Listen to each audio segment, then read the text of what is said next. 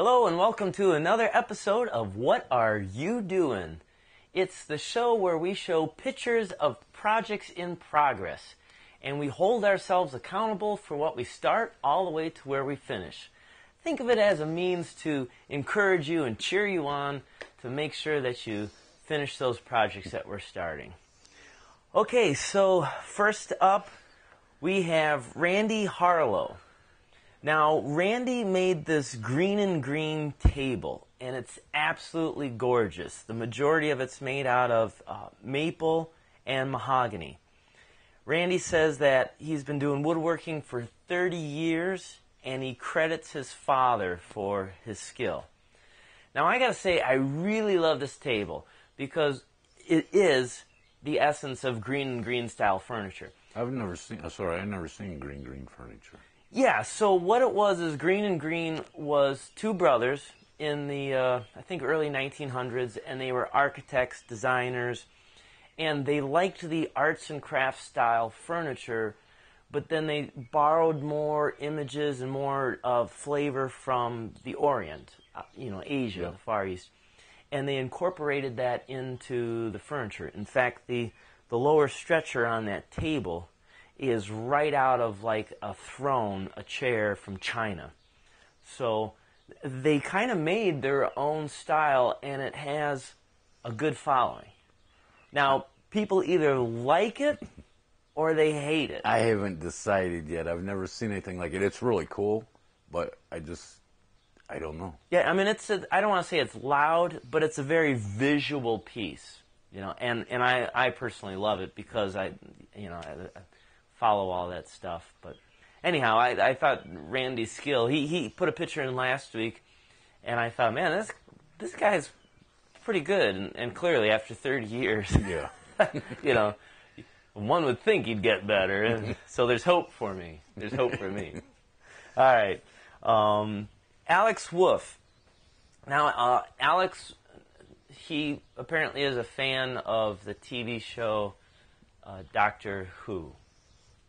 So, it's a science fiction show. Okay. So he made this TARDIS, which is a small version. On the show, I guess it's a phone booth and it's a time machine.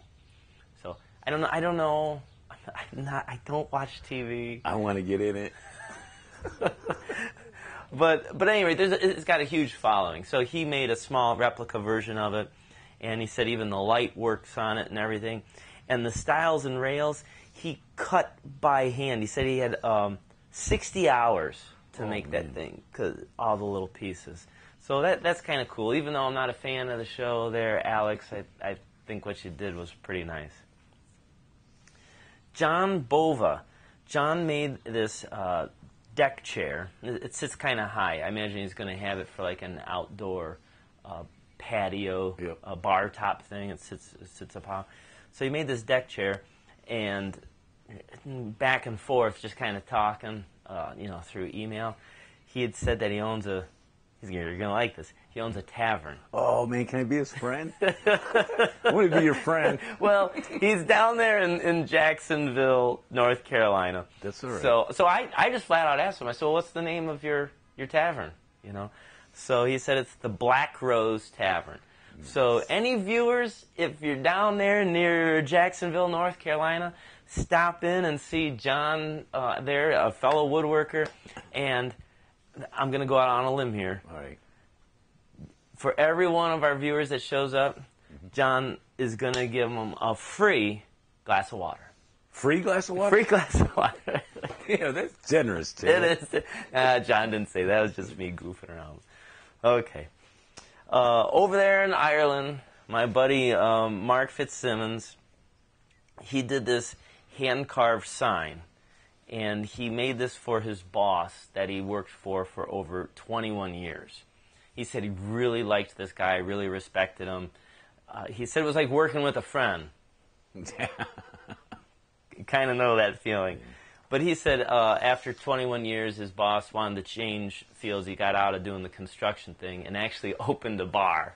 Another bar. Another one. So wherever we go, Dan, we're taken care of. Where's this one at? Over in Ireland. Oh, we can go there. Yeah. We'll go there. So, But anyway, he carved all this by hand. That's really cool. Yeah, so, because we're in the day and age of CNCs and everything, but Mark did it by hand.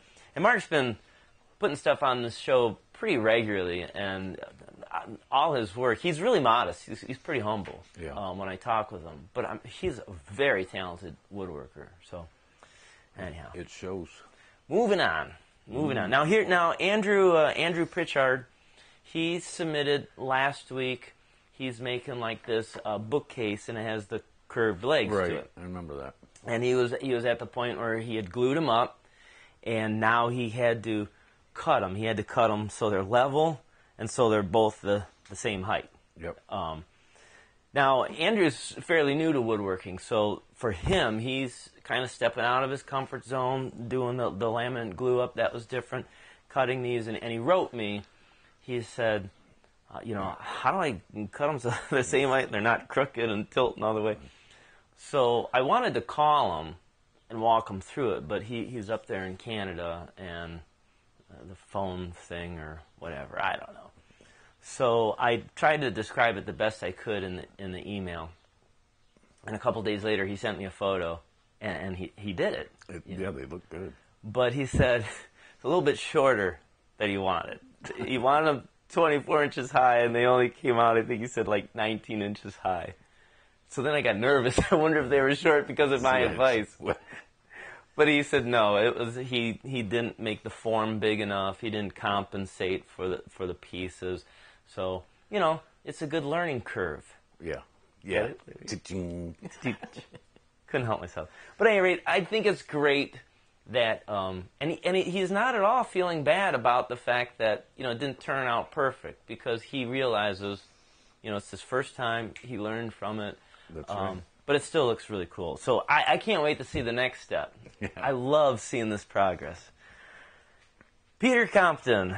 Peter down there in Australia lives right by my sister. I was just talking to my sister the other day on the phone. It was a good conversation. Anyways, Peter made this valet chair, and it's all mortise and tenon together. He made it based after an older one that he had. And so the valet chair is for back in the day when a businessman, probably, I imagine it'd be at a hotel or something, that's what I was thinking. Maybe at their house, but they could hang their suit coat on it and lay the trousers over it so everything stayed. I'm really not that neat. Yeah, I don't know what it was. I had to actually ask him a little bit about it. like I ever wear a suit and tie, so that was new for me. But no, I've seen them before. I didn't realize that they used to be quite popular, some time ago, and they've kind of fallen out. So, anyhow, Andy Farmer. So we went from Ireland to Australia, and now we're going to Andy, who's over there in England, and he's making this tool cart for his drill press. It's kind of a simple build, But I just want to say here, we talked about guys that are highly talented. We're talking about people that, are fairly new to it. And anyone new to watch the show here, I don't want you to be intimidated like you can't submit your photos or your pictures and stuff, because nobody's judging here. It's not a contest. I'm not giving out prizes for this. All this is it's a community, so we can encourage each other. And Dan, I spent at length talking to some of these guys online, and some of them are really telling me how much therapeutic woodworking is. Yeah. I mean, we've talked about that with the vets and everything, but some of these people have big stuff going on in their life, and woodworking is a way to calm them down and to make them feel better.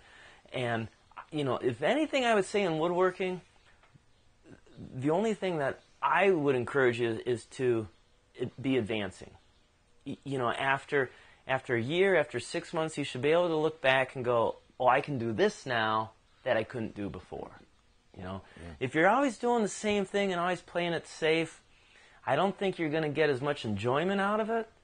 And I definitely don't think you're going to be able to see your growth, and that helps our self-esteem. Right. And you'll never know what you can do. And when you're done with it, you'll be like, man, I didn't think I could do that. Exactly. So, anyway, I'm just saying, for any new viewer, don't be shy, don't be intimidated to send your stuff in. You notice I don't show my stuff. I don't want them to see what I'm making. Okay, moving on. Lester Grayson, and I guess I goofed his name up last week, so he told me to call him Mr. Mo. Mr. Mo. Mr. Mo. So, from here on out, because Mr. Mo's been posting stuff for a couple weeks now. Yeah. And Mo's been in his little shop. He's building this corner sink. Okay.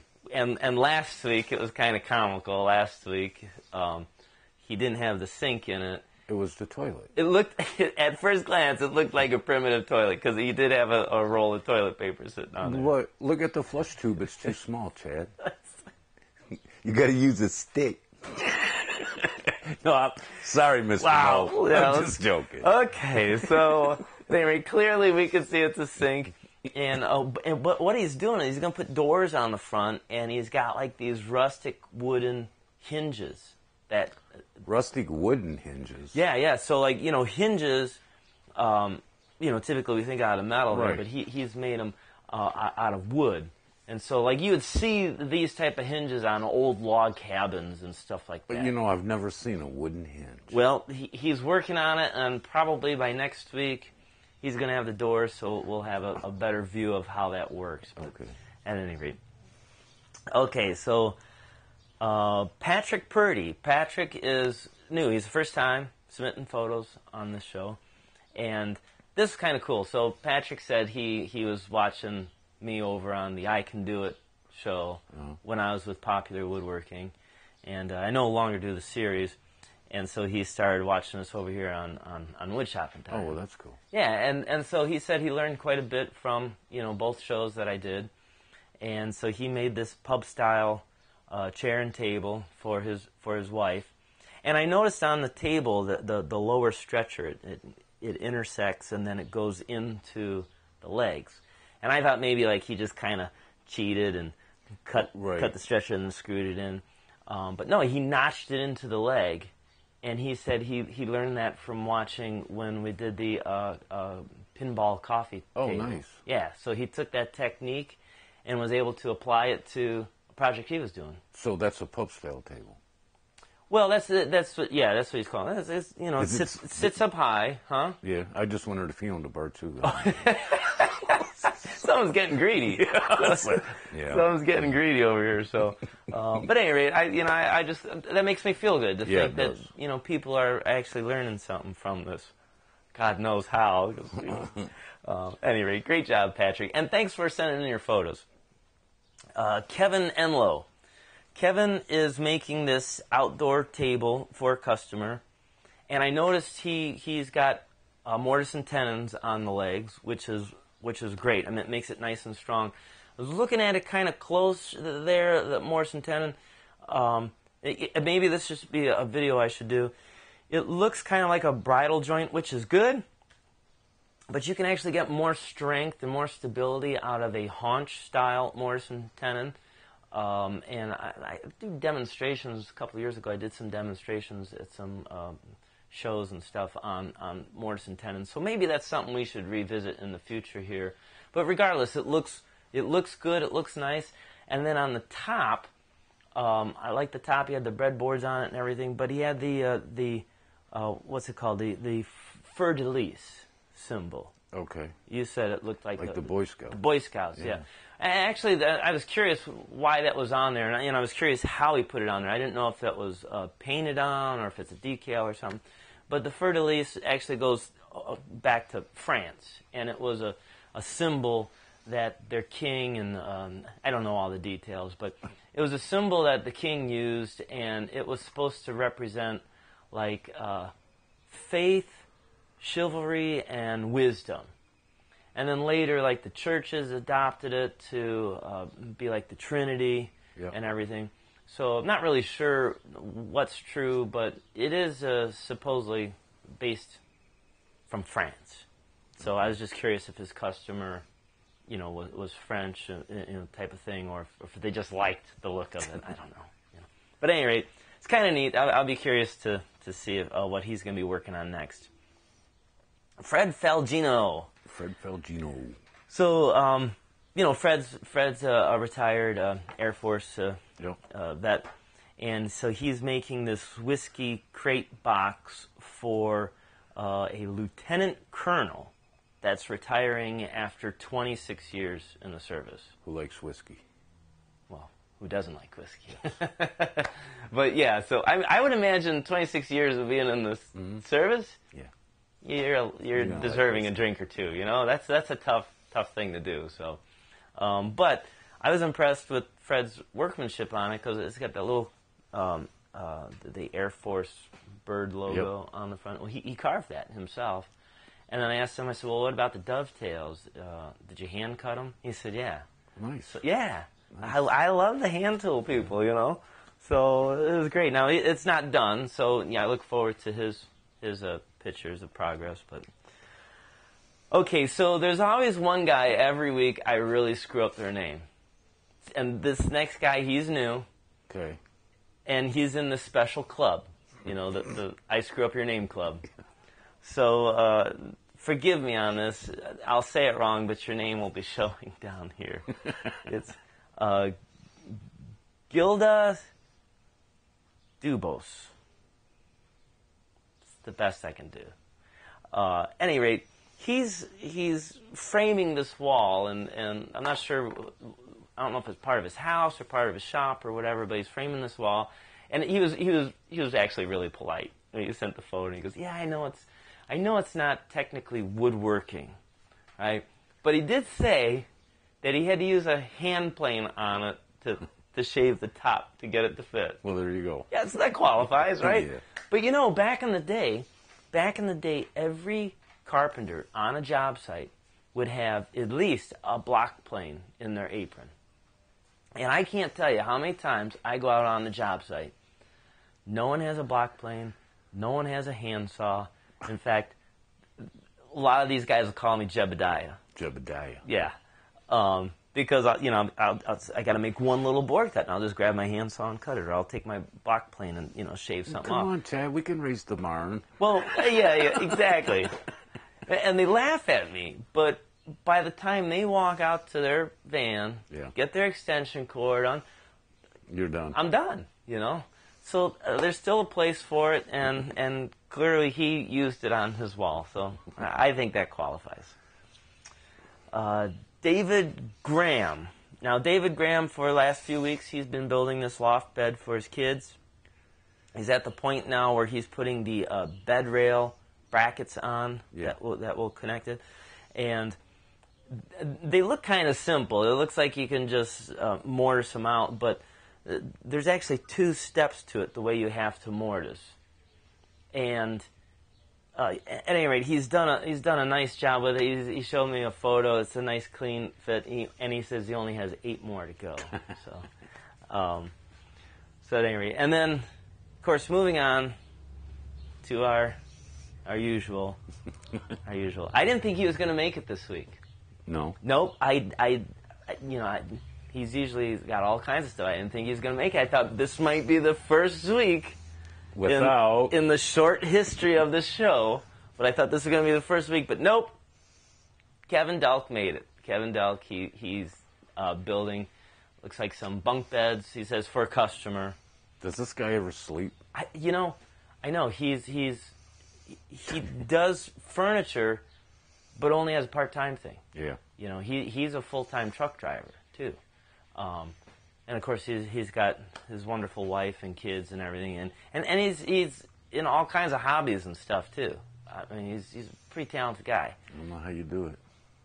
Yeah, I know. Maybe over there in California, like, the sun doesn't set. Maybe it just always stays up, and so like your body doesn't think it has to go to sleep. That might, or he's the space alien. That could be, like we talked about. That could be. Anyway, so Kevin's working on this project. It's going to be for a customer. I'm sure, again, by the time you guys watch this, he'll have it done. But at any rate, so that's it. That's what everyone submitted. Dan, where are we at on time? We are at Just about 20 minutes. Oh, okay. Okay, so not bad. So we are staying under that 30-minute mark that everyone likes. So great. If you would like to have your pictures here on the show, or if you'd like to be our viewer spotlight of the week, because we didn't have one this week. Oh, no, we didn't. No one asked for it, but that's okay. A viewer spotlight of the week is where we not only talk about the projects that you're doing, but we try and promote, if you have a YouTube channel, a website, Facebook, Instagram, whatever you got, we try and promote it to get more people to check you folks out and get you exposed, get you some more attention and encouragement. So if you'd like to be that, email me. If you want your pictures on, email that too at stantonfinefurniture@gmail.com. So until next week, thank you so much for being part of the show. And tune in on Wednesday where we're going to tell you what we've been doing. We're going to answer some email questions on woodworking. And we're even going to have a short little should you own it, small little tool review thing. So check us out on Wednesday. We'll see you then, and keep on dancing.